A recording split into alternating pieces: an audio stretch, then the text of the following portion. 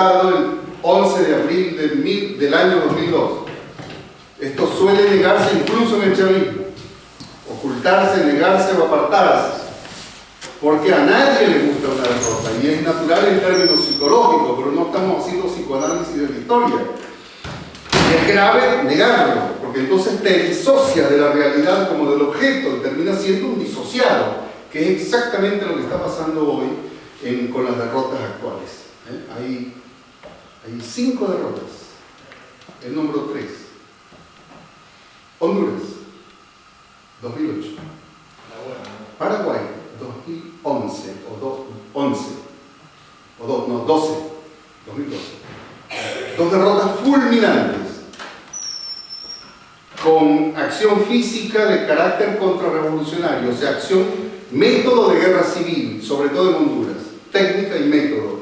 En Paraguay es una combinación. Primero aplicaron el método de guerra civil matando a una veintena de campesinos y luego armaron el tinglado para echar bien acomodadamente al presidente en el Senado, con la desgracia de que el propio presidente vota a favor de su despido de la presidencia. Entonces es una contradicción flagrante, hasta ridícula en términos de grotesco, en la imagen de Lugo votando su propio despido, en la resolución del Senado.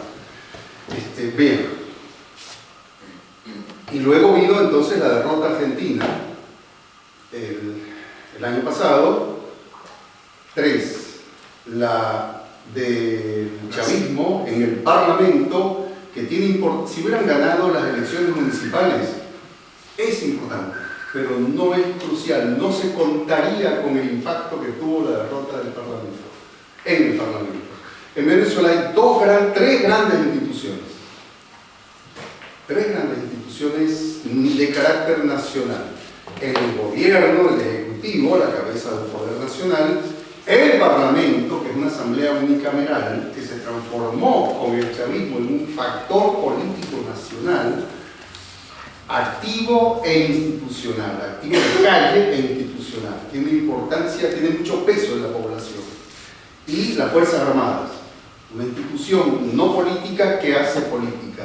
Y eso es lo que mejor ocurrió, dependiendo para qué se usa. Pero eso es maravilloso, cuando las Fuerzas Armadas se politizan. Es como si la Iglesia se politizara. Es maravilloso, porque son las 2 instituciones más antiguas y más reaccionarias que tiene la especie humana. Entonces, que se politicen sería muy interesante.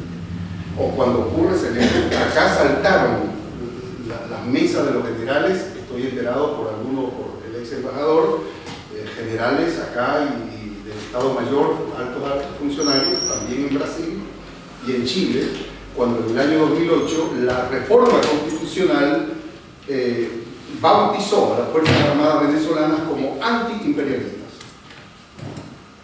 Ese es el nombre institucional que asumió a partir de ahí.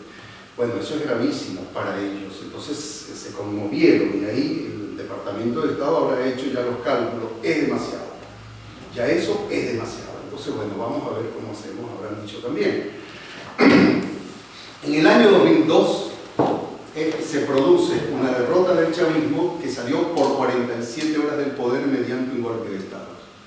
A las 47 horas, por haber un movimiento popular no controlado por el Estado y con relativa conciencia, para ese momento, relativa conciencia política, y en el medio una militancia de izquierda muy ampliada, muy diversificada, muy granulada, no concentrada, pero muy diversa, que terminó funcionando como polea, como instrumento intermedio entre el movimiento social y las Fuerzas Armadas. La izquierda, los cuadros, los militantes de izquierda, una parte ex-guerrilleros.